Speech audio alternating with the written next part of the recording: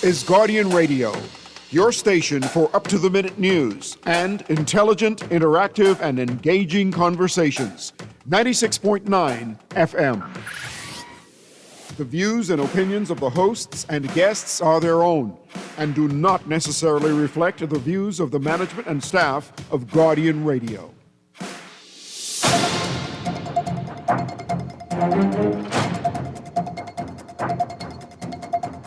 Guardian Radio Today is brought to you by Bahamar and Print Masters.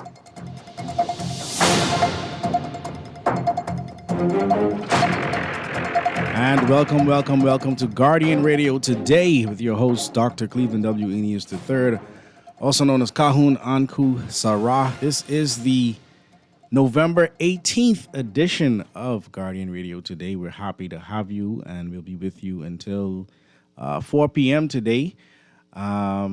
Still grateful for the cool weather, and I pray that everyone is enjoying it. Today, I know there's a lot going on in the country. I know that, it's the silly season, so everything is politics, right? But we ain't talking politics today, right? We going to talk about something that I think is very important to the country, to the community at large, and something that ultimately is at the root of how we think and how we ultimately run this country. It's a very special event taking place this Thursday and Friday, the inaugural Bahamas Love Garvey Grounding. And I have some special guests here with me today, and some will be joining later. And they're going to be telling us all about this event. And, of course, we're going to be talking Marcus Garvey and Dr. Robert Love and, just raising the consciousness of our people, right? So today our special guest, one of our special guests, is none other than our dear brother, Stephen Golding, who is the president of the UNIA/ACL Jamaica Division. And he's been on the show several times, and I'm happy to have him back again. My brother, how are you doing? Welcome to the show. Greetings, Doc. Greetings to your listeners. Blessed love to everyone. Yes, indeed. Good to be back. Good to be with you in the aftermath of Melissa that I think passed both our ways, huh? Yeah. Our island, and here in New Providence, we didn't really feel much, but down south in Long Island and Auckland and Crooked Island, they did feel it. And I know in Jamaica, they're still feeling it, Still feeling it. Yeah. Not so bad on my end. I'm in Kingston, but certainly the western side of the island was devastated. Wow. We keep everybody in our prayers here in the Bahamas and in Jamaica, and of course, anybody who was affected by the storm. But be happy to have you here today, my brother. Give thanks. Yes, indeed. So, every time you come here, it's never enough time, right? So, excuse me, we're going to get started right away. We talked about this event a few months ago you were on, and I can't believe the time is here already. It seems like it was such a long time away. But we have this Thursday, that's November 20th, and then Friday, November 20th. Yes, November 21st. There are two wonderful... Well, no, just one. Just one, okay. Cancel the film screening, so okay. Just Thursday. Just Thursday, okay. Well, let me let you go ahead and just explain exactly what everything is and how everybody can be a part of it. Love Garvey Grounding. What is this all about? Well, November 20th is a significant date for the Bahamian calendar. It is the date. It's the anniversary of the passing of Dr. Joseph Robert Love, who is a famous black man, famous Bahamian, famous Jamaican politician, and a mentor to Marcus Garvey. Yes. In fact, that very year he passed was the same year that Garvey founded the Universal Negro Improvement Association and African Communities League here in Jamaica. Okay. But November 20th, 1928 is also the day that Garvey spoke in Nassau, Bahamas. Wow. Yeah, I believe on his only visit to the islands. He was there November 19th and 20th, 1928. On his return from Europe and Canada. It was that year, in September of that year, that he had presented his petition for a second time to the League of Nations in Geneva, Switzerland. And so on his way back to Kingston, passing through Canada and Bermuda and then Bahamas before coming to Jamaica. Wow. So the Love Garvey groundings is part of the Global Garvey Symposium series that we initiated last year, which celebrates these anniversaries and places where Garvey himself visited and gave public lectures. And given the fact that it is also the anniversary of the passing of his own Bahamian mentor, we decided to twin it because, both of these men need to be recognized. Dr. Robert Love was a Pan-Africanist in his own right.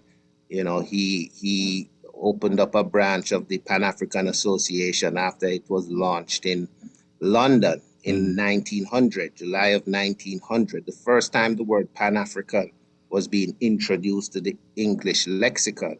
And that was an association founded by a Trinidadian, Henry Sylvester Williams, along with a Sierra Leonean by the name of Josiah Thompson, and a South African woman by the name of Alice Kinloch. Okay. So, Dr. Love, although he was at the time a member of the Jamaican Parliament, or it was called the Legislative Council at that time, he was a Pan-Africanist who identified with those ideals and organized in Jamaica and in and around the Caribbean as a Pan-Africanist. This is a man born in Bahamas. He was the first Black man to attend medical school at the University of Buffalo.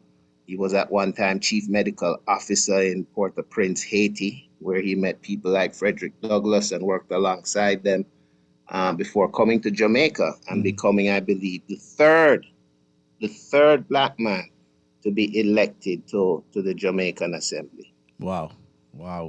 This is such great information.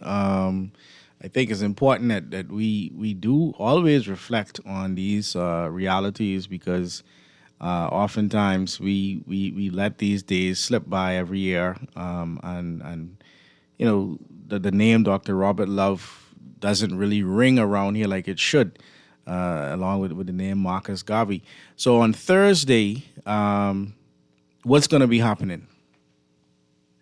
On Thursday, we are going to be gathering at the University of the Bahamas at 6 p.m. in the, let me tell you the name of the room here.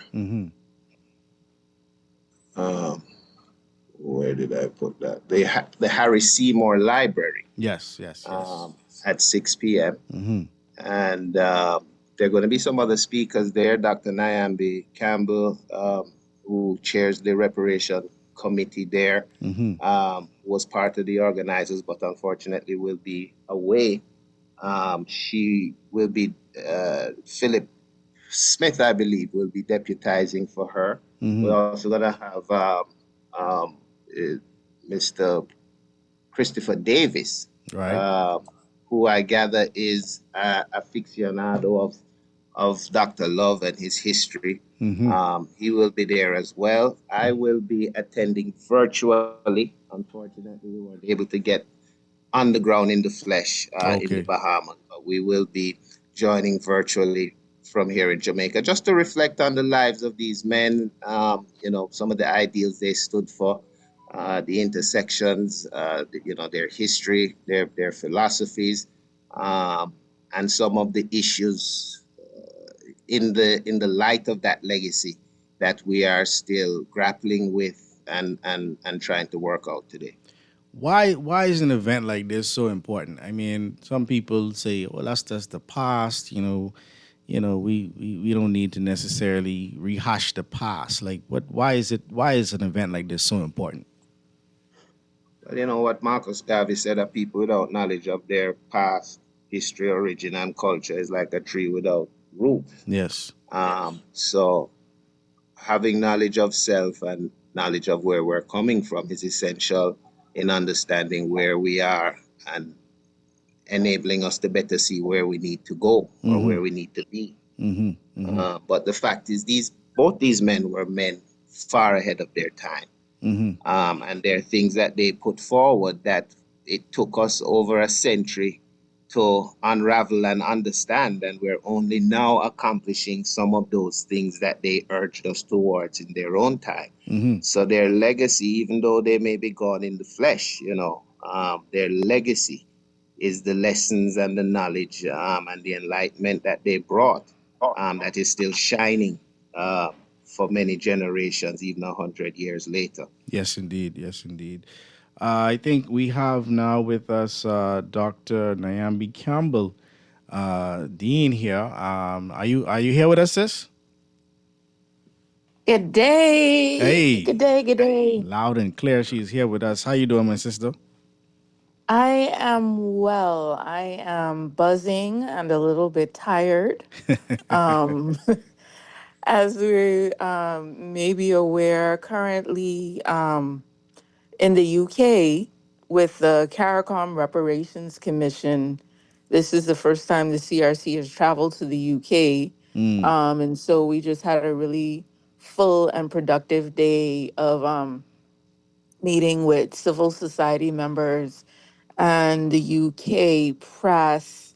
Yesterday, we met with academics and ambassadors and had an open lecture. Sir Hilary Beckles, chair of the CRC, gave an open lecture on reparations. So Wow. it's been a really, really eventful past 2 days, and I think a big push in the reparations movement for the region. And so we're doing good. Excellent, excellent. So on Thursday, I think you're going to be joining virtually into the Love Garvey grounding event, and give those people who will be attending, I guess, a little sneak peek of what it is you will be presenting, please.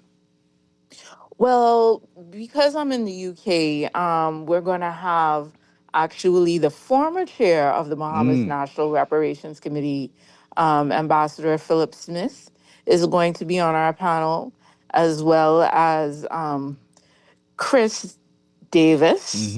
And I don't want to mess up his title. John Kwa. John Kwa. Yes, Yes, the second. John Kwa. Yes. John Kwa the second will be joining the panel along with Mr. Golden. And we're really, I think one of the things that's so exciting about this event in particular is that it's called the Love Garvey Symposium, right? Because we're really highlighting the role of Dr. Robert Love, who some may or may not know was a mentor to Marcus Garvey and is also represented as a national hero in Jamaica. Wow. Right? So this event is going to focus on Garvey's legacy, but we're also going to get the opportunity to show how the Bahamas has really played a role in this Pan-African movement, right? Because I think sometimes we believe, oh, well, we in the Bahamas, we didn't really do nothing, and, slavery here wasn't that bad, and, all of these myths that we have about what our role was in these major movements. So Thursday is going to be an opportunity to set the record straight, learn about a Bahamian hero that has been instrumental in the Pan-African movement, and hear from some really good movers and shakers in this conversation. So that's going to be at the University of the Bahamas, Harry Seymour Library at is it 6 or 6:30? I'll have to see. Maybe Yeah, I have Stephen 6 o'clock on the can. flyer here. Okay, at 6 o'clock. 6 o'clock. Yeah. Yeah. You know, so this is going to be a discussion. It's going to be a panel discussion, is what I'm hearing you say. Correct? Yeah, well, Mr. Golden is going to be presenting his text, which is really interesting on Marcus Garvey nursery rhymes or Garvey rhymes. I'm sure he'll highlight the title of the book Yes. more. But we are going to have a discussion as well, right? A conversation about who Garvey was. Chris has just contributed to the new history text in secondary schools, as you have. Yes. And so we could have that conversation as well, right? When we look at nursery rhymes and history and how how these things have all played a role in our perceptions of enslavement and slavery in the Bahamas. So I think that there's a lot that can really come out of this conversation, and I'm excited to see what does come. Yeah. Yeah, me too. You know, these type of conversations off most often I ignore is a big word, but for some people, I think that's what it is. They don't find that these types of conversations play into changing their everyday dynamic, right? Like right now, we're in the middle of silly season, right? So there are people who are, they're squirming in their seats or complaining because we're not going to talk about something that's been talked about from 6 o'clock this morning. Right? There's no new news. There's nothing new about what happened yesterday. There's nothing new we can say. But if because we're not going to talk about things that have been talked about since 6 o'clock this morning, there are people who would complain, right? Yeah. But my thing with understanding why this is important and I know the last time Brother Stephen Golden was on, I'll have him do it again. He talked about the Daddy Marcus nursery rhymes. These conversations are at the root of the contemporary social decay that we see in the country today. Is that going to be a part of what we discuss on Thursday? Definitely. I hope so. Yeah, go ahead, Stephen. Yeah, man. So, this is the seventh Garvey Symposium we're doing in the Caribbean for this year. So we just did 6 islands between October 22nd and November 2nd. Barbados, St. Vincent, Trinidad, Guyana, St. Kitts, Dominica. And the feature this year has been the presentation of the Daddy Marcus nursery rhymes as an exercise in decolonizing the educational curriculum at the early childhood level. And those sessions go really good, man, because, one thing you people learn is that some of the things you learn between that critical age of 3 years old and 7 years old are the things that stick with you for life in terms of, it has to do with how, teachers, use memory verse and memory as a technique in teaching and getting children to learn. And when we start to look at, the nursery rhymes that proliferate throughout the English-speaking Caribbean, those same British nursery rhymes from 300, 400, 200 years ago, when we unravel some of the hidden subconscious, plants of what we describe as white supremacy, then people begin to understand, just how diabolical this social experiment that was carried out against our ancestors and as us as a race coming out of a history of chattel slavery, mental slavery, which Marcus Garvey referenced. It's very important that we,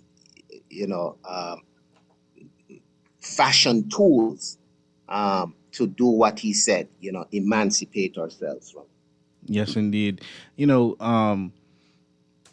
a lot of controversy around some of the discussion with regard to, let's say, for example, reparations, right? Dr. Campbell Dean, you're the part of the reparations committee. Some people say, reparations is not something that we should strive for. It's a fool's errand. It's something that people are just talking about to stir up trouble. What say you about that type of controversial statement that will come across, sure, by people who may hear this conversation?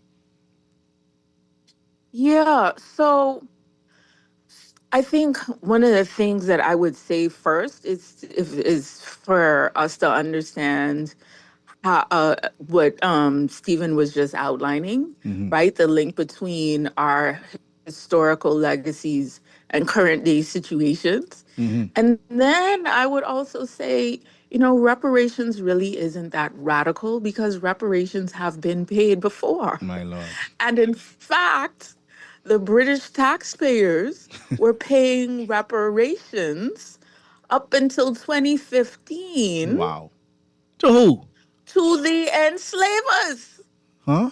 Because in 1834, the only way that emancipation could actually occur was that the enslavers said, well, if you want us to give up our property, right, you have to pay me. And the Wow. British Parliament did so. And that payment was so extensive, Wow. so large, that it took the British taxpayers up until 2015 to pay that off, right? So if that reparations could happen, when we look at all the atrocities, and we're not just talking about the atrocities that came from enslavement, right? When we look at the underdevelopment of our education system, when we just had a story, 500 nurses are needed in the Bahamas. Yep. When we look at the underdevelopment of our public health care systems, when we look at the debt that has been incurred from a climate crisis that we did not create, but Yeah. all of these things are what we're talking about when we say reparations, right? Because we have a 10-point developmental model. So if reparations could be paid to the enslavers in this century, I think that the justice can come for us as well. Yes, yes, indeed. I've seen many discussions on reparations and who would actually receive it and how they would be paid out, etc. What? I know you can't give everything away today because people need to come on Thursday, but how would how would it look? How would something like reparations look? Everybody can get a check in the mail because you got political parties right now promising people if they win they can get land and they can get money. You know what I mean? So how would that look? How would reparations look? Well, the Caribbean, and so here's the other thing that we need to understand, right? That might not be clear. The Bahamas is a member of the CARICOM Reparations Commission. And so what this means is that CARICOM as a regional body, right, a government regional body, has said that reparations is a movement that we are engaging.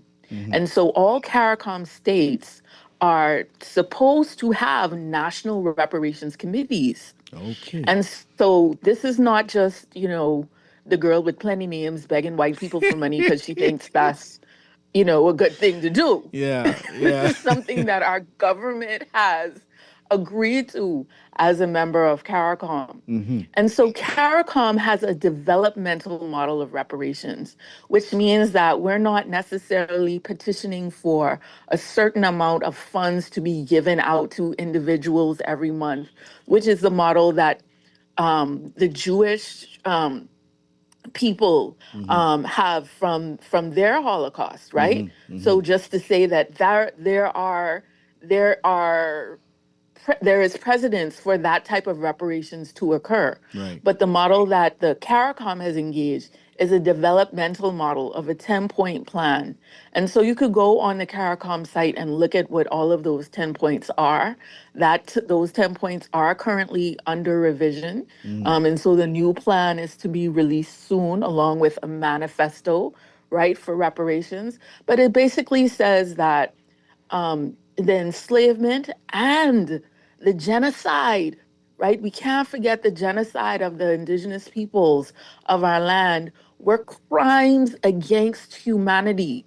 The United Nations has designated them as crimes against humanity. And because these crimes have been committed, right, then there needs to be adequate redress in restoring or repairing these nations and these people to where they would have been, right? Should the crime have not been committed. So it's not just say we can cut you a check and then you go live your life and act like nothing ever happened.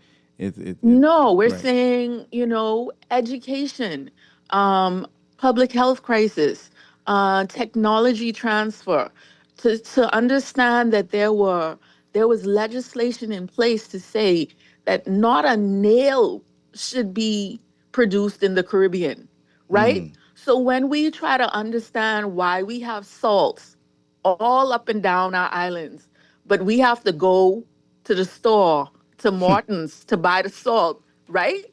I want you slow down for a second because you said From something Inagua. Even before you got to the salt, you said there was legislation that say not even a nail should be produced in the Caribbean. I just want to make sure I heard. Not even a nail. So that was right. That was policy. It was policy. Wow. It was policy to say that your islands will simply be lands of extraction, not development, right? So we're going to pull, we're going to take, we're going to pull, we're going to take until we don't feel like there's anything left. And then when y'all say y'all want to leave us, if we look and say, oh, well, we don't really have nothing left we want from y'all anyway, so you could go. Wow. I didn't realize that was policy. A lot of these things that are happening to us in this country, we feel are just, it's the devil, right? We just feel like it's some spooky devil that's looming around us and causing a lot of the chaos and a lot of the pain. But there's actual written policy that has caused us to be in the predicament that we're in today. The event is on Thursday at the Harry Seymour Library, 6 to 8 p.m. I have people texting in saying they're loving the show and they want to be. So it's only going to be on Thursday. All right, 6 to 8 p.m. for those people. Someone's asking about Friday, but it won't be on a Friday, just on a Thursday. I'm going to open the phone lines now, 323-6232. 325-4316, 325-4259 in the family of violence, 242-300-5720. Of course, the text line is powered by BTC, 422-4796. Standard text rates do apply. Of course, we're streaming live on GuardianTalkRadio.com, and we're also on Cable Bahamas 969 or BTC Flow channel 612. Caller, you're live on Guardian Radio today. What say you? Yes, I say give thanks for life, and I trying to keep hope alive, Yes. There are three Bahamians, right, that I hold to high esteem, that I have respect for. And the others, the leaders, I have no respect for them. I see them as house slaves. All the leaders? All of them. You don't like one leader? There are three. Those three, Robert Joseph Love, right? The other, John McCartney, and Lionel Carey. Okay. The vanguards of the Bahamas. Right? Those are the three that I respect. The others, I have no respect for them. I see them as Uncle Toms. My Lord. See? And with the subject you guys you just spoke about reparations. Yeah. It seems like what you are asking for is sovereignty. You know what I'm saying? Independence, that's not reparation. Reparation is that and more. You understand me? You talk about the funds given to the Israelis, it's that and more. And the, you understand me, the freedom to grow your own food, to own your own, you know what I mean, in industry, or to own your own economy. Mm-hmm. You understand me? And I would think that Marcus Garvey would be a socialist and not a capitalist. See, and that's the problem. That's the issue we have in this country. I have no respect for those because they would talk about, this is why you don't hear about Robert Joseph Love, you know. Because he don't preach that capitalism thing. He never, you know what I'm saying? Marcus Garvey went to Haiti. The story I was told, not Marcus Garvey, but Robert Love is that he was expelled from Haiti because of his socialists and, you know what I mean, libertarian rights, you know what I mean, libertarian our views. Mm-hmm. But it seems like, you know, I haven't heard you guys talk about it. You just talk about him mentoring Marcus Garvey, who mentored, in some way mentored Malcolm X. So it sounds like you coming out on Thursday then? No, I don't have to come out there. Right. I'm a Rasta. What that mean? You understand? I've been persecuted. Rastas don't go out on Thursday? What happened? What I'm saying is I've been persecuted for following Marcus Garvey. So let me, because I want to let my guest get in here. So, but you know what? Hold on, caller. You mentioned something. I want to make sure I want to make sure that the comment you made is clear. You said that Dr. Robert Love was more of a socialist. Right, he would not be a capitalist. He was a socialist. So your view on Marcus Garvey is what? He was a socialist. Marcus Garvey was about the social well-being of the black man. Okay, you know, I just wanted to be clear. That what you call it? That African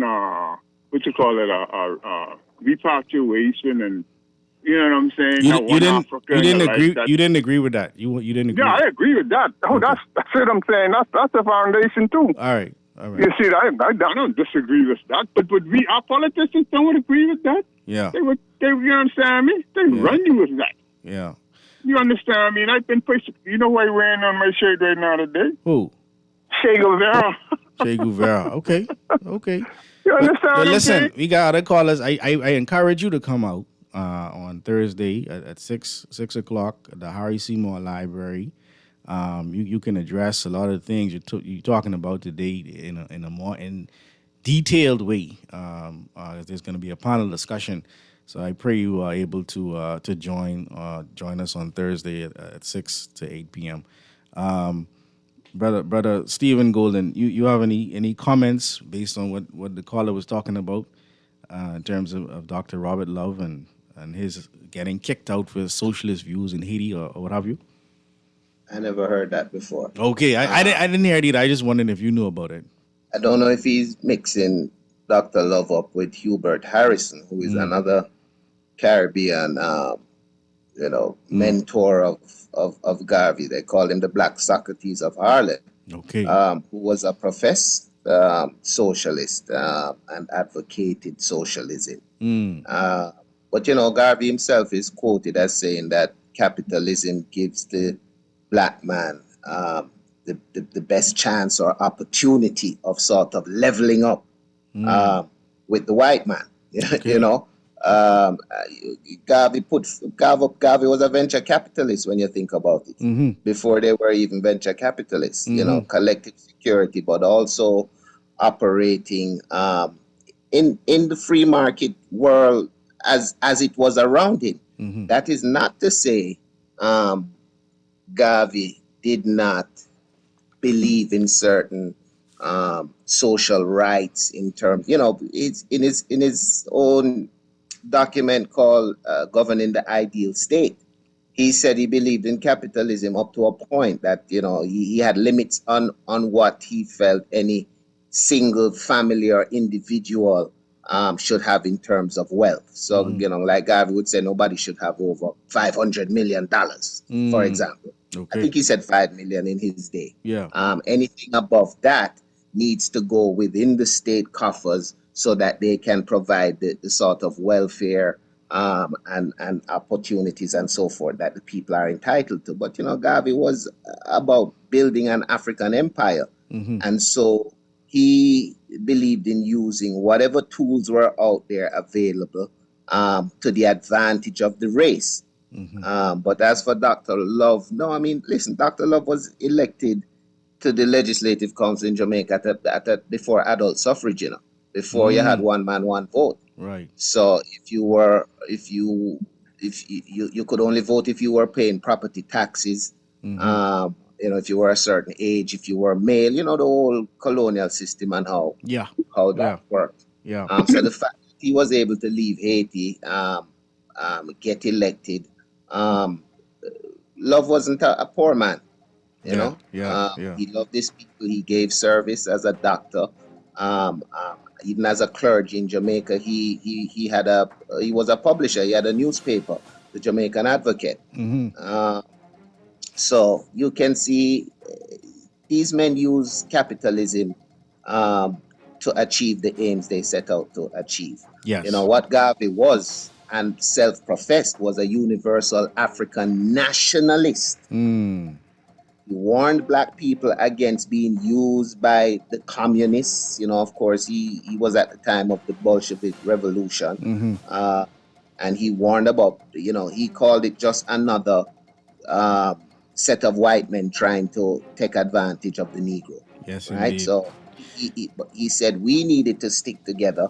We need to have our own systems of operation. Even in his organization, Garvey made sure to form a fraternal branch as opposed to a multinational conglomerate for business. That's why it's the UNIA and ACL. Okay. The UNIA was developed for social services and fellowship amongst the race, whereas the ACL was the business machine that we were to engage the rest of the world with. This is what the ships were for. Okay. I want you to touch more. I sorry to cut you off because we got to run to the break. I want you to touch more on the ACL when we come back. The phone lines are lit up, so we're going to get to the phone lines as well. Yeah. Thank you all. I kind of have to run myself, but I will hang on. All right, if you could just hang on for a little bit and then allow us to question you on the ACL. And then if you got to run, we'll let you run. We'll be back here on Guardian Radio today here on 96.9 Guardian Radio. Keep it locked.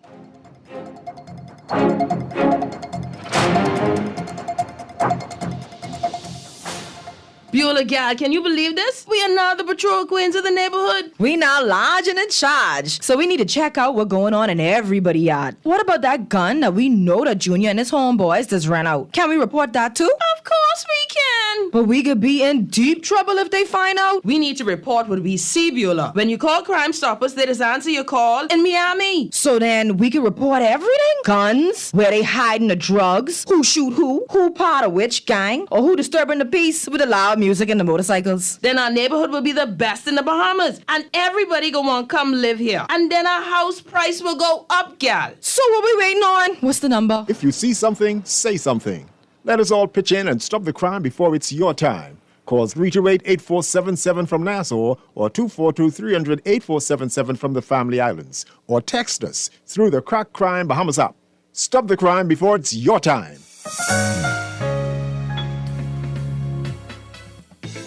Don't wait for a storm to arrive. Stock up on hurricane supplies, make home repairs, purchase a generator, and more this hurricane season with a Fidelity personal loan. Make that move today. Call 356-7764.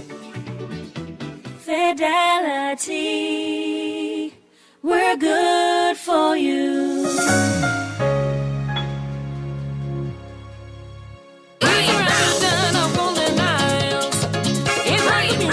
For quite a while.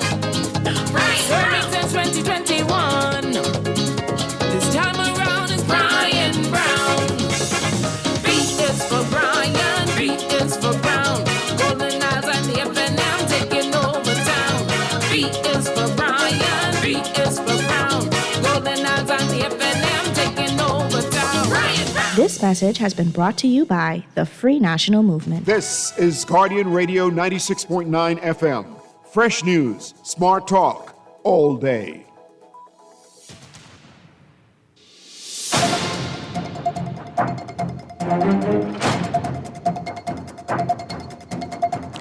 And we're back here on Guardian Radio today with your host, Pastor Dr. Cleveland W. Eneas III. Our special guest today, none other than Brother Stephen Golden, who is the president of the UNIA/ACL Jamaica Division. We also have from the Reparations Committee here in the Bahamas, Dr. Nyambi Campbell Dean. And then I know on the line now or on Zoom is Ambassador Smith, and I'm going to get to everybody in just a second. I just want to run to the phone lines, and then I know Brother Golden, you have to leave, so I'm going to let you do what you have to do and get out of here. But let me just go to the phone lines. First, caller, you're live here on Guardian Radio today. Hello. How you doing? You live? How are you doing, Brett? It's a pleasure to be here.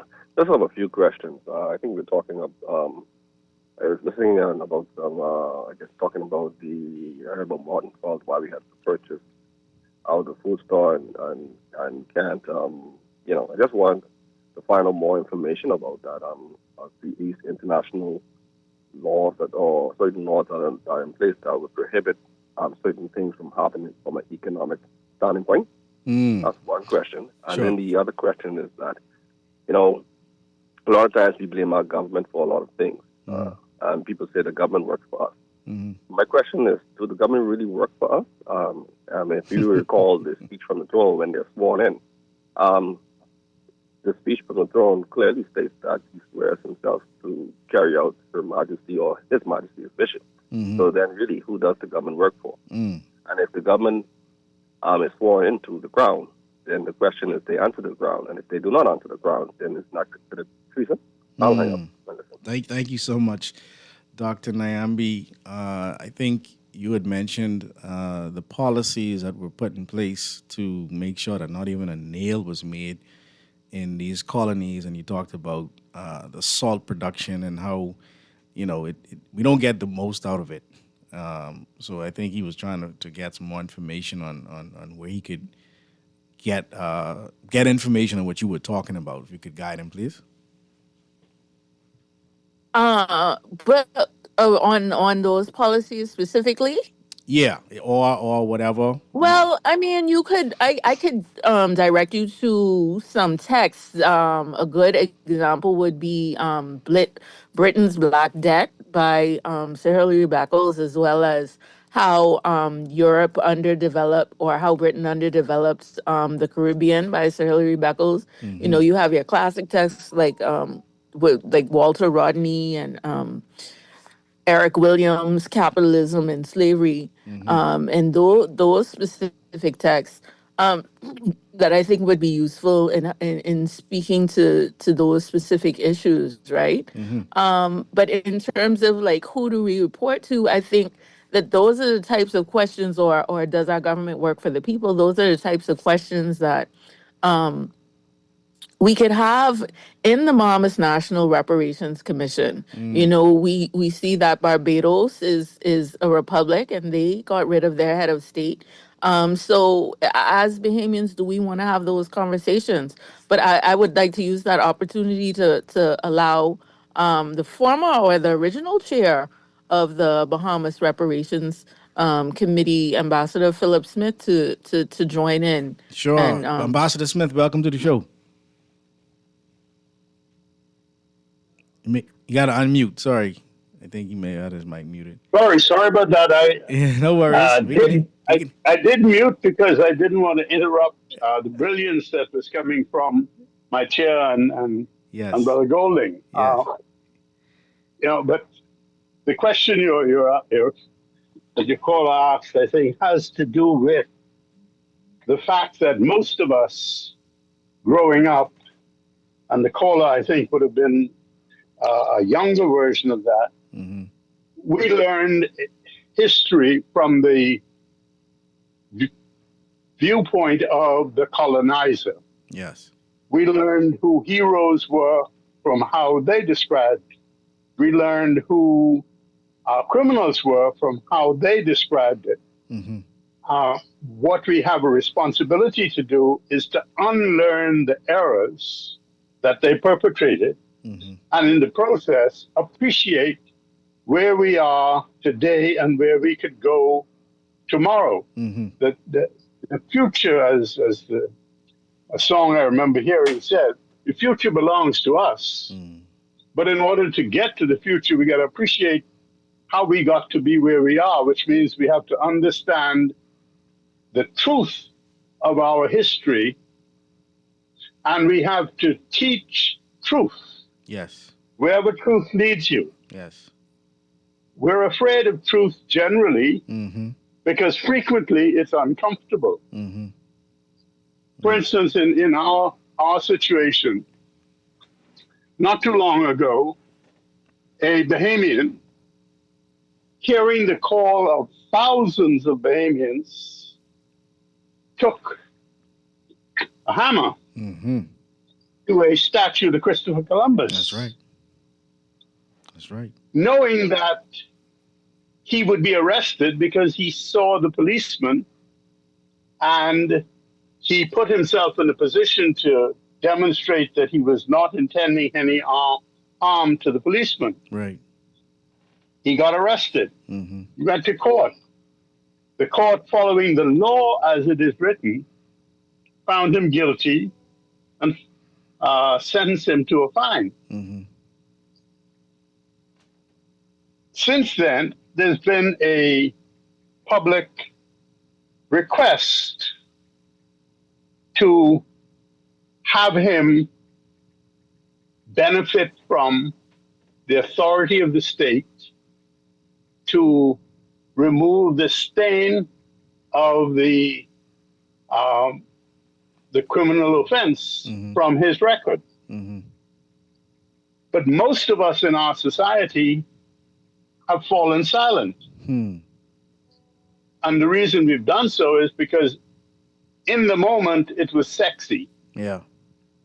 Going forward, well, that's one of them things. That ain't important. He's just one man, etc., etc. But as the life of Robert Love shows, the life of Marcus Garvey shows, one man, one person can achieve an incredible amount of good, not by themselves, but how they inspire others. Yes, indeed. Yes, indeed. We got to take. So when I'm gonna get to a phone call, but I'll let you finish. I gotta run to a phone call before we go to the break. But go ahead.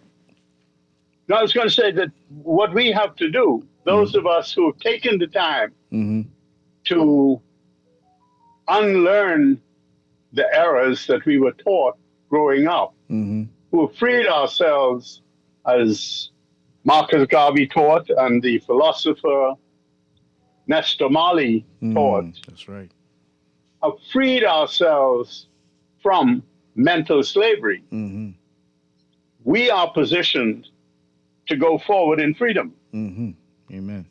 It is up to us, though, who have done so to encourage others to make a decision for themselves. Do they want to live in that mental colonial past, or do they want to create a Bahamas based on truth?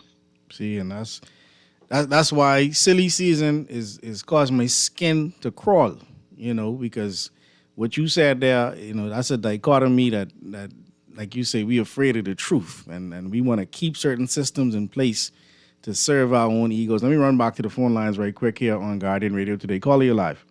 That me? Yes, that's you. Golly, David, just universe along with your guest. Yes, indeed. Brother Uncle, man, I came in 2 minutes before the commercial, so I'm lost. But anyhow, what I want to ask, right? TCLO, some of that sort you speak of?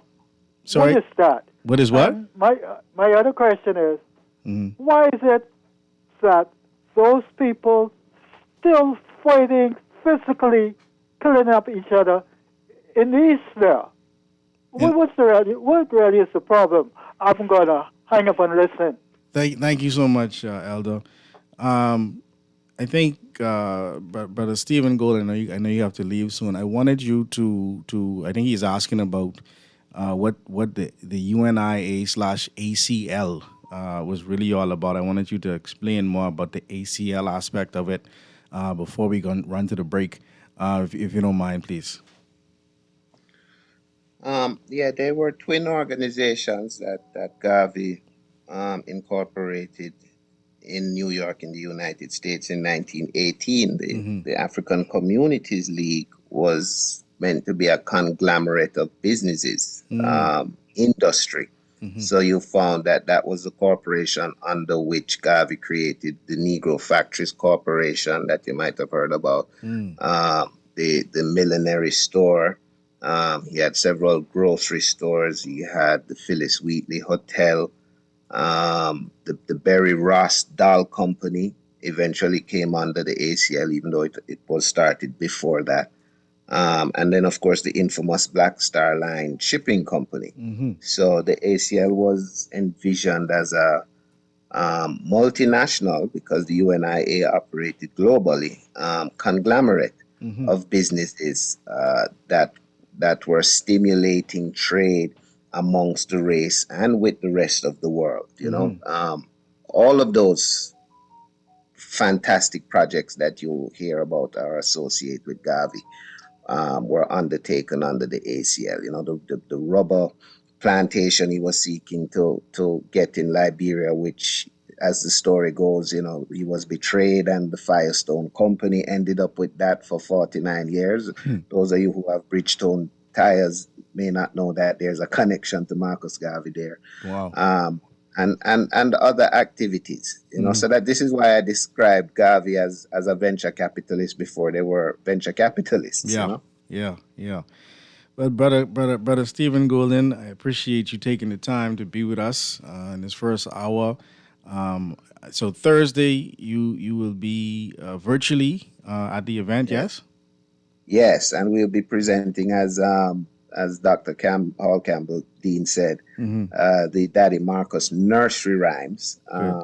And so not only talking about Dr. Love and Garvey's legacy and their connection, but also looking at using Garveyism to decolonize the early childhood educational curriculum. Yes, indeed. So that's Thursday at the Harry C. Moore Library, 6 o'clock p.m. to 8 o'clock p.m. Dr. Nyambi Campbell Dean and Ambassador Smith is going to stay with us after the break for as long as they can. And then we're going to take some more calls and texts. We have news coming up here on 96.9 Guardian Radio. And, of course, we got to pay some bills. So keep it locked here on the station that brings you fresh news, smart talk all day. Guardian Radio Today. Keep it locked.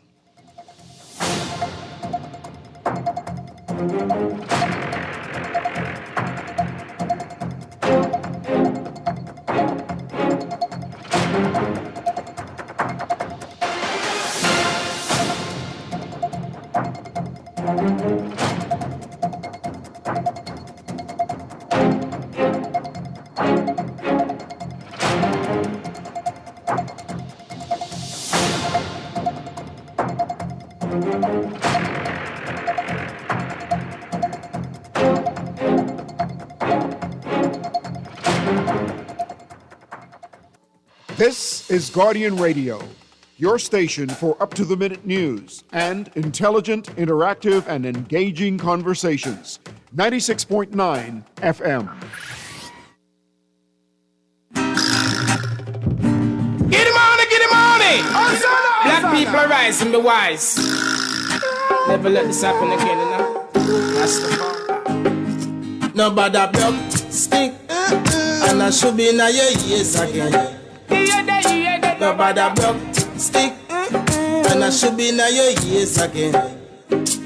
Oh, what a mighty black prophet from Sentence Bay. He's the founder and the leader of the UNIA. Teach from town, go to country, England, France and Germany. They charge him for fraud in the USA because he told black people to sail away. No history, this is I black story. I want you to talk, Black Marcus. Walk and tell them, talk up, Marcus. And we're back here on Guardian Radio today with your host, Pastor Dr. Cleveland W. Eneas III. Wow, what a powerful song. What a powerful song. Texter asked us to play that, and that's the first time I've heard it. It's a really, really nice song. We have a special guest today talking about a wonderful event that is going to be taking place this Thursday, the inaugural, the inaugural Bahamas Love Garvey Grounding. When I first heard the term Love Garvey Grounding, I wasn't thinking Robert Love. I was just thinking, yeah, Love Garvey. Yeah, we love Garvey. But Dr. Robert Love, Marcus Garvey Grounding. We have on the line today special guest, Dr. Nyambi Hall Campbell Dean. Did I say it correctly, my sister? You absolutely did, and I'm so proud of you. All right. I've been practicing my wife. She's been like, look here, get it right. And we have Ambassador Smith on the line. I just want to take this one phone call has been waiting from before the break, and then we'll jump right back into the conversation. Caller, you're live here on Guardian Radio today. Yes, good afternoon, Dr. Eneas, and good afternoon to your guests. How you doing, my brother? I think you sent me a text. I was just gonna read that text, but go ahead. I think you're gonna ask the question. Go ahead, my brother. Yeah, the gentleman who called about the socialism, which I totally agree with him. I feel as if capitalism is a dangerous system, and it's a system that is not based on the well-being of the people. So I agree with him on that. But did I hear him correctly? Did he say he's a Rastaman? I was hearing things. I'm not sure if he said he was a Rastaman. I'm not sure. I can't remember. I guess I wasn't sure. But but unfortunately, again, I missed. Is his name Golden? Yeah, I wanted you to catch him. He had to run. Yeah, I wanted to ask him that question because you know what I mean. Because Garvey has the one God, one aim, one destiny. And and I heard is it Ambassador Smith? He was talking about how we are. Need to free ourselves from mental slavery, and he mentioned Robert Nesta Marley, etc. Right? Mm-hmm. And then you were talking about truth and how the truth hurts, and how some people don't like to accept what's true, right? Mm-hmm. But if we want to free our people from mental slavery, then we need to tackle the things that really hold their mind the most. Mm-hmm. You know what I mean? And it seems as if in our journey to try and free our minds of our brothers and sisters, right? Mm-hmm. We want to shy away from certain things. I don't know why it is that, you know what I mean? That, like, for example, like religion. Mm-hmm. You know, that kind of religion is one of the things that really holds individuals with deep convictions mm-hmm. that they hold, and they would even separate themselves from their family members, right? Mm-hmm. So, it's like we ignore that. But I want to ask Ambassador Smith and the Dr. Naomi Campbell, Dean, if we care about truth, right? In 1930, Emperor Haile Selassie I was crowned King of Kings, right? And I want to know how both of you feel about us spreading that truth and that reality among our people, especially the youth, because I wanted to ask Dr. Mr. Golding if he includes a one God in his teachings of Marcus Garvey, because if he's not including one God, one aim, one destiny, then like his Garvey teaching is just like someone kind of like more or less just talking about Malcolm X. Mm. Because there's a deeper representation of what Garvey means. Like I said, he has a one God, one aim, one destiny. So we just teach them about Garvey when they're small, and they still grow up in a system where they are brainwashed to believe other things. Then when they get old and they hear other truth for the first time, then they'll have a resistance toward it. If that makes sense. So I just wanted to know how Ambassador Smith and my sister feels about us. Mm-hmm. If we truly want to free the minds of our people and freedom from mental slavery, then how about us pushing a reality and a truth, an objective truth, that in 1930 Emperor Haile Selassie I was crowned King of Kings, and no white man named Jesus was ever crowned that. And let's try to see if we can combat this religion thing that have our people in such a stupefied state of mind. Thank you very much. Thank you, my brother. What say you, special guest? And sorry, the caller did say he was a Rastaman. I'm getting a text. Yeah, root him. All right. Go ahead, special guest. Go ahead, Ambassador. Mm-hmm. I'll let you start. Okay, thank you, ma'am. I think, unfortunately, whenever we talk about these kind of things, we limit we individuals limit ourselves to our parameters. What we hold to be true, we presume must apply universally. And to do that is to buy into the narrative that's going around the world now that money is more important than anything else. And he who has more is on his way to that proverbial heaven. Because God put you on earth to prosper, etc. And so my concern always is that all of us tend to nitpick what suits our particular and peculiar narrative. We need to remember, for instance, that like when I hear people from faith backgrounds talking about other faiths, and like the description earlier just now about my Rastafari brother who suggested that the God that Christians worship was a white Jesus. Well, of course, Jesus was a Palestinian Jew 2,000 years ago. And that Palestinian Jew would not have been a white man.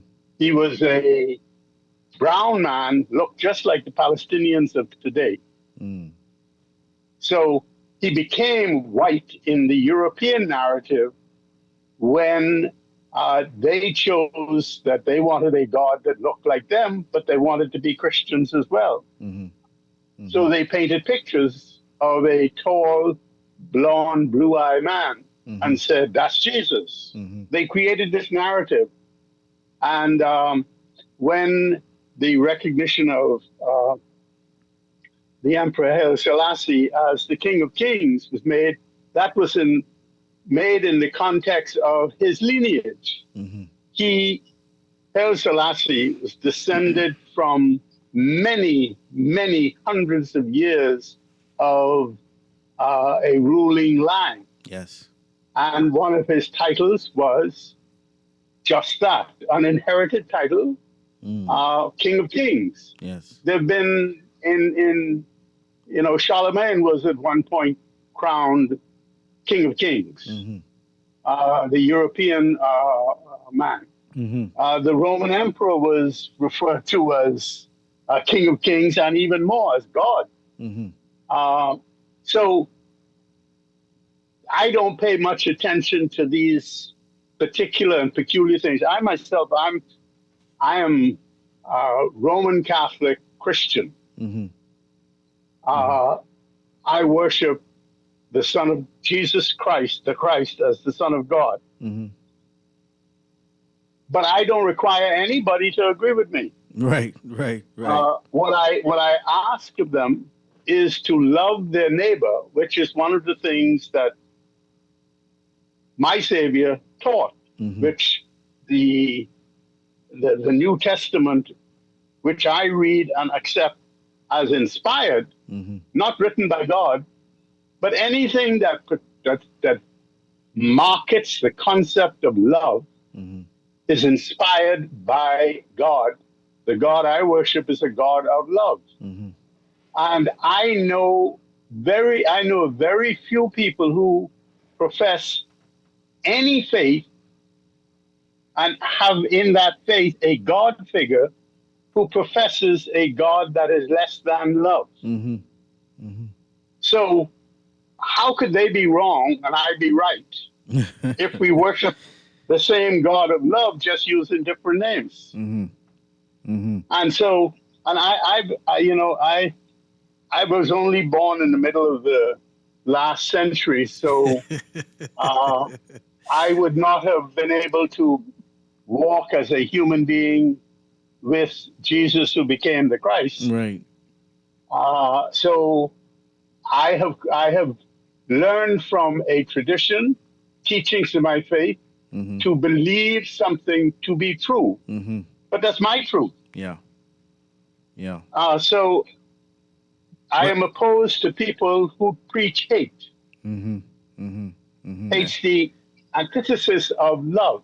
Right. When we talk in the reparations community, what we are reminding the descendants of the colonial enslavers of is the fact that their ancestors knowingly participated in the kidnapping and transporting of millions of people across the Atlantic in the most horrible of conditions. And when they landed not as human beings, but as chattel property. Yeah.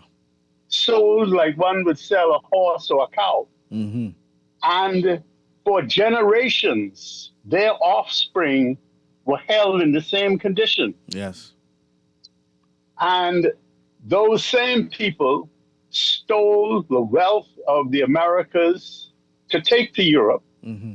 And the descendants of European civilizations of that colonial period are benefiting still from the wealth of the work and labor and skills of children of Africa and from the mineral wealth of Africa and Central and South America that they stole and took to Europe. And what we're saying is that if you are enjoying a tremendous wealth created from theft, from murder, from genocide, don't you at least owe it to the descendants of those who were abused for centuries to enter into a conversation about justice? Yes. Well, if you profess to worship any of those gods we identify, then surely you believe in the principle of respect, of love, of justice, and you'll have a conversation. That's really all it is. Yeah. Let's talk. And this will be part of the conversation on Thursday, correct? Everything is part of the conversation. I love it. I love it. I love it. I love it. So, and you remember, between Robert Love and Marcus Garvey, they spanned 100 years of teaching in person. We continue to have access to a ton of material related to Marcus Garvey. Yes. And some of us even bothered to read some of it. We have access to very little from Robert Love. Yeah. But what we do know is that a young Marcus Garvey was exposed to Robert Love's teaching and thought process. And I remember when I had a conversation with Marcus Garvey's youngest son, he reminded me that his mother, when she wrote her book about Garvey and Garveyism, yes, credited Robert Love as having been a seminal influencer on Garvey's intellectual and political perspective. Amen. Amen. Dr. Nyambe, do you have anything to add to that before I go to the phone lines? I mean, there's not really much more to say. I know, right? The ambassador wrapped that up so beautifully. Yes, he did. But yeah. I think he also, the last thing he's talking about in terms of Love and his influence on Marcus Garvey is one of the reasons why I think everyone should come on Thursday and also bring their children. You know, bring your children to understand that we have a legacy in this country of intellectuals. Yeah. And I think sometimes we don't realize that, or we forget it. So I think that's why you should bring all the young people in your life, whether they're your children, your godchildren, your nieces, your nephews, on Thursday at 6 p.m. Amen.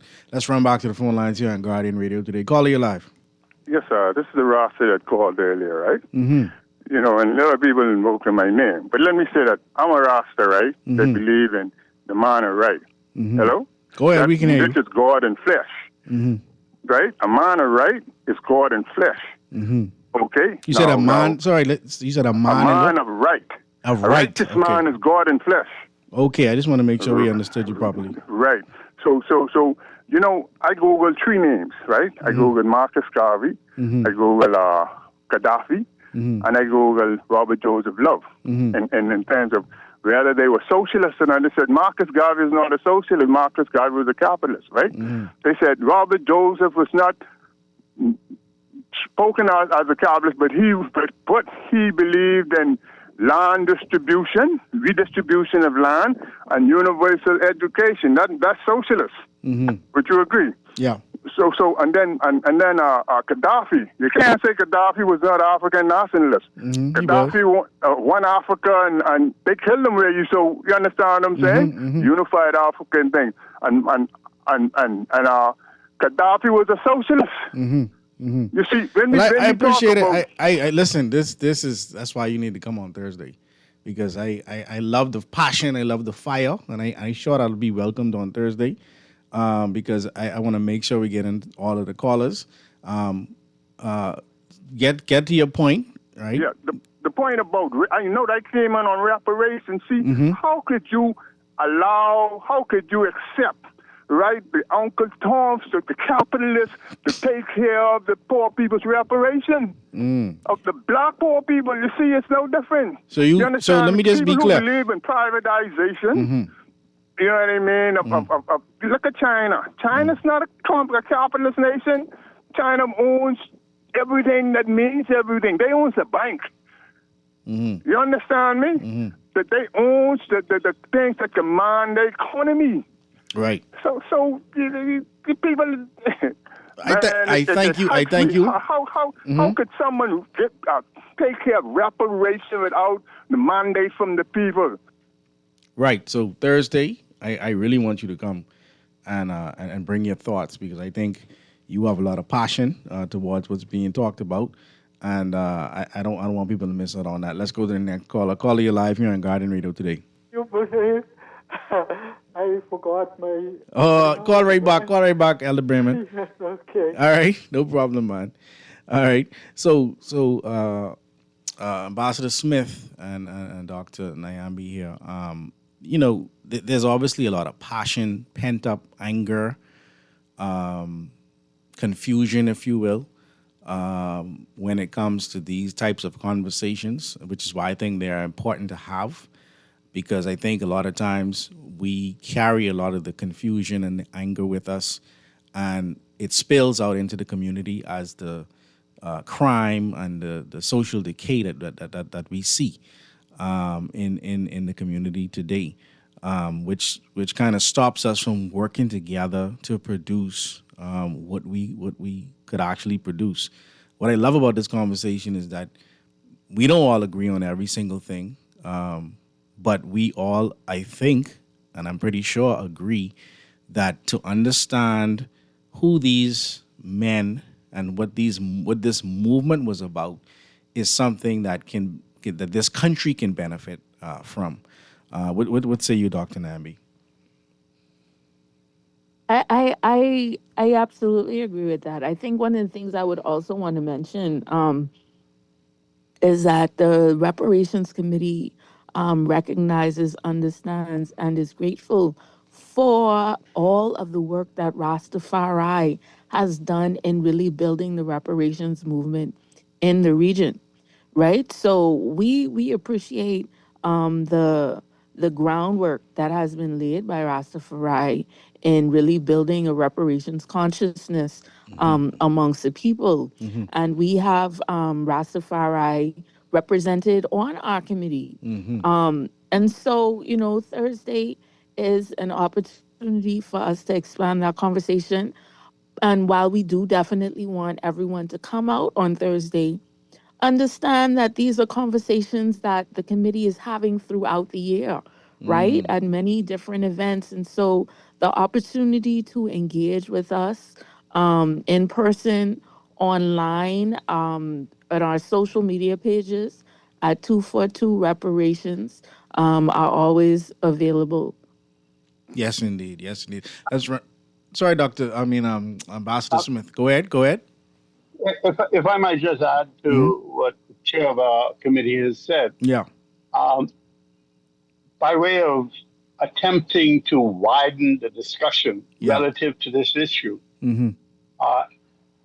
Any group of persons who are Bahamian, who number from as few as 2 up to any number, who would wish to engage in a conversation with the committee or would just make contact with us, we will find a suitable person from our committee, or if you have a particular issue dealt with, we'll try to find someone who is very knowledgeable in that issue to come and speak with you in person so that you could know that you are the conversation. Unless and until the Bahamian people across the land look at this as something that matters to them, our effort, the international effort that the chair is now involved in, will really go to aught, because politicians in foreign lands will make the decisions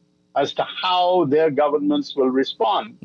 And if they look at the Bahamas and see that what the reparations campaign is a small group of people who talk about something that most people are not interested in, they're not going to pay much attention to it. Right. So once, whatever the view is, and I'm happy to meet with people and talk about, to listen to their input, which might be that this is damn nonsense. As well as to meet with people to say, what does it really mean? How did you come to the conclusion that something is owed to the descendants of the enslaved by the descendants of the enslavers? You know, that's a conversation that ought to happen internally. I, for instance, recognize that there are creations of various forms of wealth within the Bahamas that came from that slave state that Britain ran in the Bahamas, that is still in existence, and that reparations, in my view, are owed to the descendants of the enslaved by that element, whatever it is. Yeah, and that's I think what's so important, what I really took from the last part of what you said is that there are things that were crafted from way back then to now that still are affecting us, right? And to have reparations is to address those things. Am I hearing you correctly? Absolutely. Yeah. A case in point is that only this year was a new history textbook crafted by Bahamian historians put in the system. Yes. Teachers were having to teach from a textbook that was crafted by personalities from other states, from the colonial heritage, telling their narrative about our story. So they created their version of our story. We now have available in schools our version of our story. Amen. And we need to do more and more and more of that. We need to recognize the negative vestiges of colonialism, of periods of injustice, and to take steps to fix them. We also recognize any good that would have been created during that time. And if the good is a continuing good, we strengthen it. Right. Let's run back to the phone lines here on Guardian Radio today. Caller, you're live. Is that me? That's you. You remember now? First I want to ask, right? When it comes to Rastafari, right? Where we at in New York? Where is the Rastafarian movement in New York? Yeah. How far did it go? How far did the Rastafarian movement go? Yeah. It's global. Oh, wonderful. Let me ask you something else. Why is it? What's the problem with those people in the Middle East would, doing all that bloodshed. You know, they're just killing up each other. Well, it's bombing each other and stuff like that. That's global too, Elder Bremen. That's global too. The bloodshed is global, you know, and this conversation that we're having today is global. You understand? This thing is what bothers me, right? Mm-hmm. All of the real established churches are in those, you know, those countries. They're global too. They're global too. You have any questions for our guest today? Not really. You know, okay. That just it all came to me. You know, Yeah, they're just killing up each other and killing up each other. What are we going to teach the children? Yes, and that's important. Thank you so much, Elder Bremen. I got a text coming in now, and Dr. Nyambi, you would have spoken to this, but I just want to make sure that people who may just be tuning in hear the answer to this question. Would reparations be paid to individuals or the government? That's the question from our texter today. Yes. So reparations, as I was beginning to outline earlier, is the model that we have in the Bahamas. The model that the CARICOM Reparations Commission has is a model that is a developmental model. So there would not be individual cash payments to individuals or checks made to individuals, but that also doesn't state that payments would be made specifically to governments, right? Or developmental models would most likely set up reparation funds. So while the government would have use of funds, right? It wouldn't be like, oh, all of the funds are just going into the consolidated fund along with all of the rest of the monies right. that are available. Yeah, so government would have access to the funds in the way that they are used, but they wouldn't necessarily merge with funds that are already available to government. Right. If that makes sense. No, it does. It does. And I think, you know, that's an important question to answer, because I think oftentimes when we hear the word reparations, a lot of times, let me say it this way, what I've heard are people who get kind of caught up on that aspect of it versus the actual lingering aspects of colonialism and slavery that still ultimately affects our everyday, right? And that's what Ambassador Smith was talking about. I think that a lot of why people may feel that this conversation is not important is just because we haven't been properly educated about what happened to us. You know, what happened to us? You understand? And why did Marcus Garvey and Dr. Love and so many others, why are we still holding up their names so high today? And quite frankly, is not held high enough, right? One of the things I want you guys to respond to, in this country, we have a culture that ultimately, I was having a conversation with a good friend of mine today. You know, there's a by-election looming, right, as you all know, and we seem to, in this country, only look out for what can be done for us as individuals, which is why I think maybe someone asked that question recently, right? Are we just getting a check, or, you know, the government getting it, right? When we talk about, and I wish Brother Stephen Golden was here, but again, Thursday, you know, I'm sure he'll talk more about the UNI. When we look at the reality of this, the individualistic mentality that we have in the country, when we talk about reparations, and Ambassador Smith, you said the reparations committee is willing to literally sit down with anybody who has concerns. I'm sorry, I missed you just for a moment. No worries. No, I was just reiterating what you were talking about with regard to the fact that the Reparations Committee is willing to meet with people who have concerns, right, about what reparations is, and I'm juxtaposing that to the individualistic mindset that we seem to have cultivated in this country, where we don't necessarily find conversations like this necessary because we don't feel like it really. What's the point? You understand what I'm saying? What's it gonna get me? You understand? What have you encountered that as you reach out into the community here and across globally?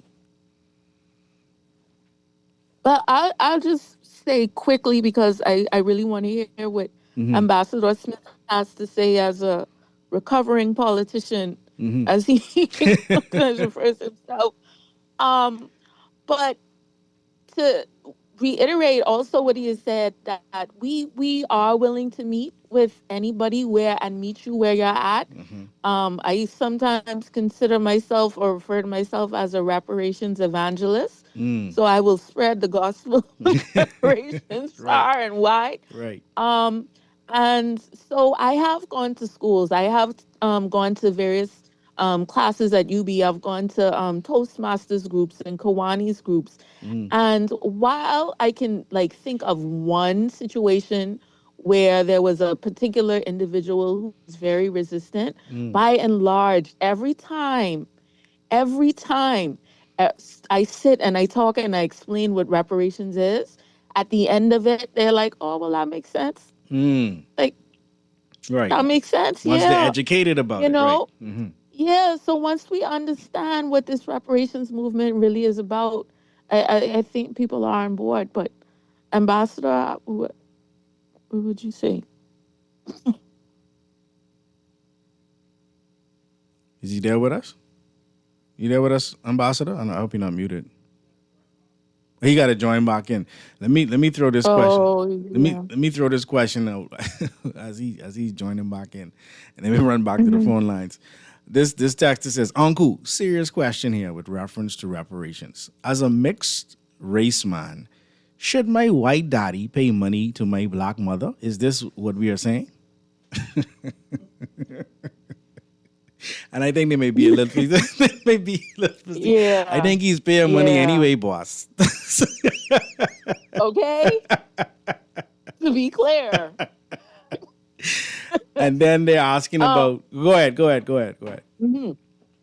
Yeah, but again, that kind of is looking at it from the individual perspective, right? And so, in the CARICOM, and so. As the CARICOM Reparations Commission, we're talking about reparations from government to government, right? From government to government. So as a committee, we do not go and say, okay, who were the enslavers in the Bahamas? Where do they live?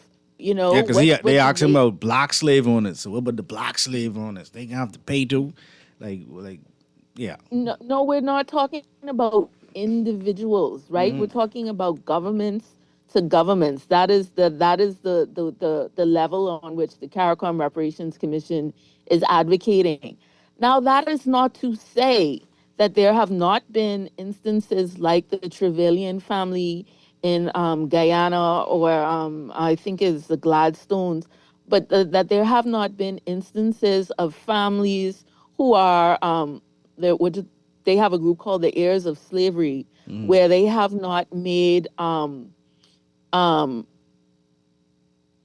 payments or redress to places like the University of the West Indies, right? So where they're taking on their own legacies and finding ways to address or atone or, make commitments to those communities. So there are examples of that happening, but that's not that. Those are those families doing that themselves. Okay. Right? That's not the goal of the committee, is to not go after individuals. Okay. Per se. Right. Yeah.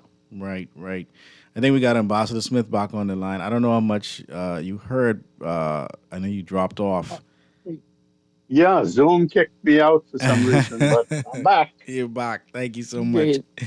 Yeah, we were tying up some loose ends with regard to what the reparations committee is all about with regard to not necessarily going after individuals, but addressing the conditions more or less. Is that fair to say? Yeah, like I said, the circumstances. Right, circumstances. The chair is absolutely right. The conversation is government to government. Right. What we are is an effort to advance the conversation, and that means listening to what people have to say and helping people to get into a greater appreciation of what this whole issue is. But each individual citizen obviously makes his or her own determination on what is good or what is bad and what not. The reality of politics and government is that a government generally seeks to find out where people are going and then seeks to run in front of them and giving the appearance, therefore, that they're leading them to where they want to go. Right. That essentially is what democracy is supposed to be all about. Dictators tell people where they are being taken. Right. So in order for a democracy to function, people need to be in the conversation and need to stay in the conversation. Yes. They can't just, like now, as you called it earlier, the silly season. They can't expect at this point to just make noise and then after an election stay silent until near the end of that term. Right. If they believe something is important, they have to demonstrate that on an ongoing basis that this is important. Wow. It's like, you know, all of us who've had children in school recognize that the teacher, the school structure existed to help us as parents teach our children. Right. Not to replace us as teachers of our children. My Lord. And what that meant is that if parents stay involved with the school that their child is in, whichever school that is, the child learns more and gets more out of the school, and therefore the system, the country, the society gets more out of the fact that there is an educational institution. Yeah. If parents stay away, children understand that to mean that it ain't all that important, because if mommy and daddy don't bother to come here, it ain't important. Where mommy and daddy is seen to be involved, every child knows this is important. Wow. Listen, that's so powerful that you said that, because, you know, we got to fight parents to come to PTA meeting and so on and so forth. So I'm glad you said that. Let's run back to the phone lines here on Guardian Radio today. Caller, you're live. Boy, but Uncle, I don't know why. Go ahead, man. My brain, I mean, it's so much today. But what I want to say, right, one of the things I wanted to say is that, right, is that in the Middle East there, right, you have the people just got so much money to be buying up bombs and planes and stuff like that just to get rid of life. It sometimes makes me wonder if they're trying to make less people on Earth. Well, you know, Elder Bremen, I wish we could get you out to this conversation on Thursday, because, you know, a lot of the wealth that came out of the slave trade is being used in the war. This industrial complex, this war industrial complex is controlling the world today. But again, I'm going to leave those type of conversations for Thursday. We're going to run to the break here on Guardian Radio today. Keep it locked on 96.9 Guardian Radio. Back after this.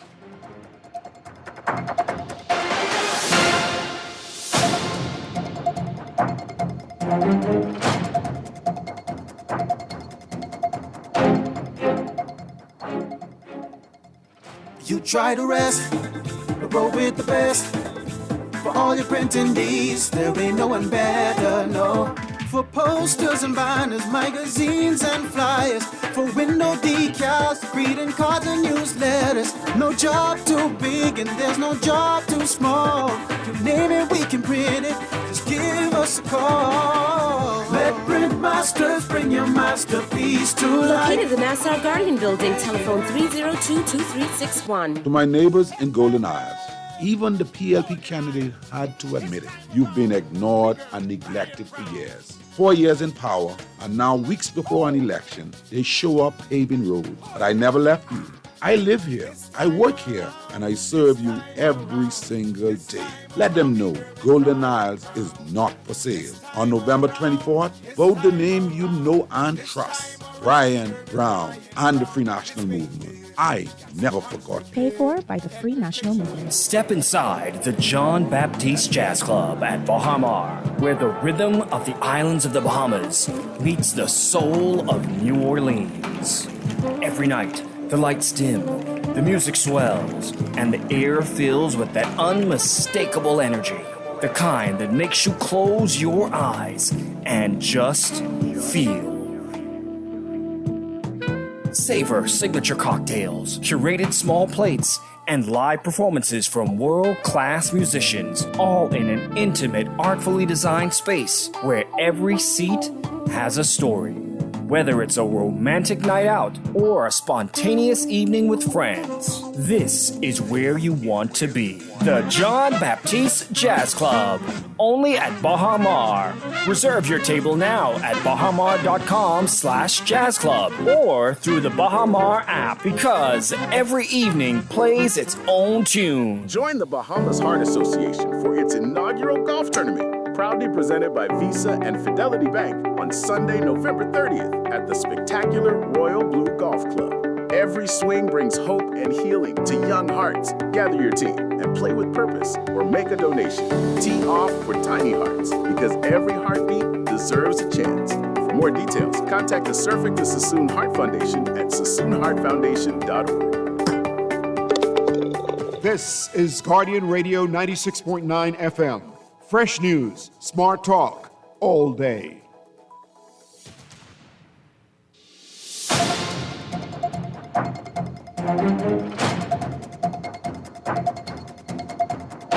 And we're back here on Guardian Radio today with your host, Pastor Dr. Cleveland W. Eneas III, also known as Kahun Anku Sarah.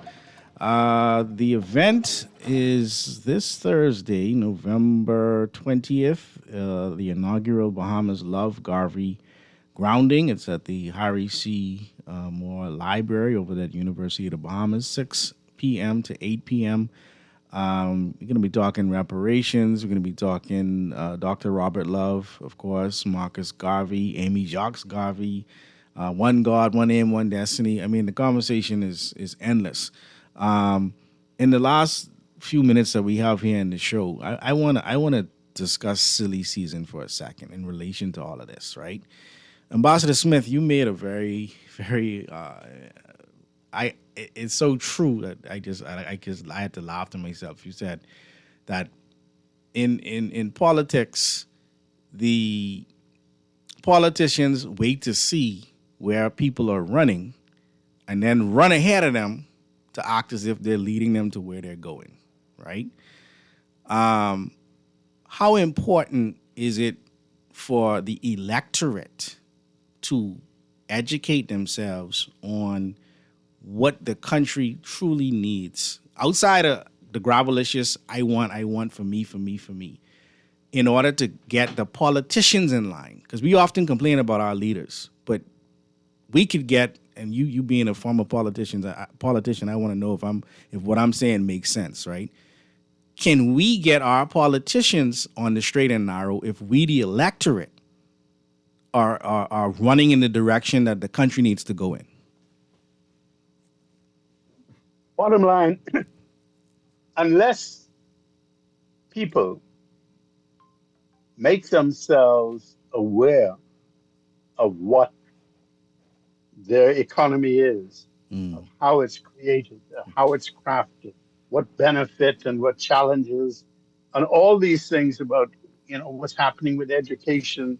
How are they then able, when a politician comes to visit, to talk about what it is they expect from that politician should they vote for them and they get elected? Wow. If you're not prepared yourself with a concept of what your Bahamas could be and should be, you can't discover whether that candidate or that party fits the bill for your ambitions. Wow. And a recognition of what our country is. Mm-hmm. The reality is, for instance, that the Hurricane Melissa, which went through the southern Bahamas, had no effect in New Providence, right, and the Northern Islands. Right. When we suffered the incredible power and destruction a few years ago of a Category 5 storm, in Abaco and Grand Bahama, New Providence had tropical storm conditions. Right. But the Bahamas has to pay for what happened in the southern Bahamas and what happened in the northern Bahamas. Wow. The Bahamas. Wow. And the engine of the economy of the Bahamas is New Providence. But no matter, every government for the past 50 years have been making efforts, and it's been a great deal of success, but everything is relative to increasing economic activity throughout the Bahamas. But it's easier to create a new economic activity in New Providence than it is to create one in Mayaguana. Right. So when you're inviting somebody from the outside to put their money in, they want to come to New Providence. Right. And when they come to New Providence, they want to go to Paradise Island, or they want to be a part of what's that, Cable Beach in Bahama. Right. They're really not all that interested in building a hotel anywhere else on New Providence because they want to be next to the casino, the restaurants, et cetera, et cetera, et cetera. When we look at farming, right, there was a time when we raised strawberries in Andros, which we shipped to Britain so that they could be packaged and then sent back for us to buy from the city meat market. Wow. But man, that was the plan. Right. Because the farm was an in-bond farm. When Freeport was created, those of us old enough would have heard stories about the Pine Barrens. Right. Because that's what Freeport was, Pine Barrens. Good hardwood trees, and then so the UBP government at the time, or the white oligarchy before they became the UBP, had an opportunity from a visionary foreign individual who said, I could build something in that Pine Barrens, but in order to do so, I have to become a king in that area, but I'll provide some jobs. So they created a whole structure. We forget, for instance, that part of the requirement that developer put in place that the government agreed to was that they could bring people in to work without work permits. They were provided work permits, but on instruction. So they got a list of people. We've hired these people, and they got work permits. Okay. To the point where into the 1960s, you'd go to a hotel and the doorman was from Malta, and et cetera and whatnot. But that got changed. There was a narrative around that, et cetera and whatnot. But there was an even deeper thing. During that time, the Bahamian population in Grand Bahama was very small. So it had two representatives, which really didn't give them a major voice in the House of Assembly. Because of the Bahamian population, even though the population was growing by leaps and bounds, it was foreign. Right. So Bahamian influence in Grand Bahama only happened after the foreigners were limited in employment, and Bahamians started to be employed in more and more and more jobs, so more Bahamians went. Right. New Providence has always been underrepresented, but underrepresented only within the context of, equality of votes. But the largest number of electors was always here compared to any other island. But up until 1967, the majority of the members of the House came from the Family Islands collectively. And so the voter in New Providence who voted one way in the 40s and even in the early 30s did not really have a say in the government structure. The government, in New Providence, before the PLP was founded, before the UBP was founded, the people in New Providence always voted for more, since the 1930s, for more black and brown candidates than for whites. Whites were only elected in the city. But the east, the west, north, the south, the central were always voting for black and brown. And then for at least 2 decades before the PLP was formed. So, the people had already decided that's the route they were going. So when the PLP was formed, it was formed against the background that black people will vote for a black party because they already vote for black people. Right.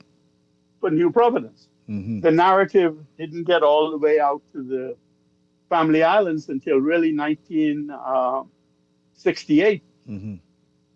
In 67, Eleuthera and Andros did. But so that's a classic case of a political party understanding where people were headed and led them to that. So the PLP narrative at the time was based on we're a party that's predominantly black and we're representative of the black ambition, and it spoke.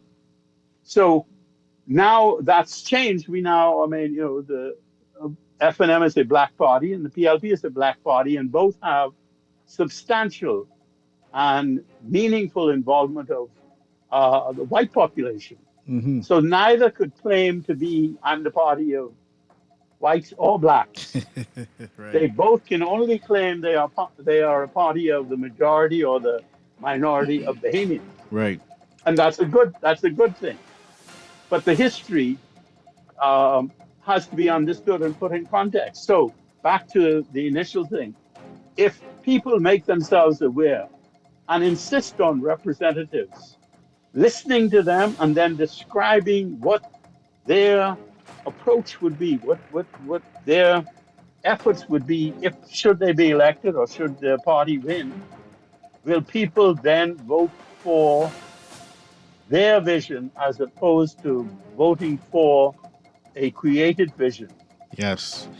Listen, this conversation will continue on Thursday. That is the 20th of November over at the Harry Seymour Library. Our special guest today was Brother Stephen Golding, the president of the UNIA in Jamaica. He had to leave early. Also, Dr. Nyambi Hall Campbell Dean and Ambassador Smith. I thank you all. Fresh out of time. I wish I could get some final comments from you, Dr. Dean, but we got to go. Our good friend Naughty and MJ, they are here. The Talking Heads are going to be in studio next, and they're going to give you a mouthful of politics, I'm sure, for the people who's waiting for it. Thank you so much. My name is Pastor Dr. Cleveland W. Thank Enos you. III. Yes, thank you so much, man. Thank you, sir. Yes, indeed.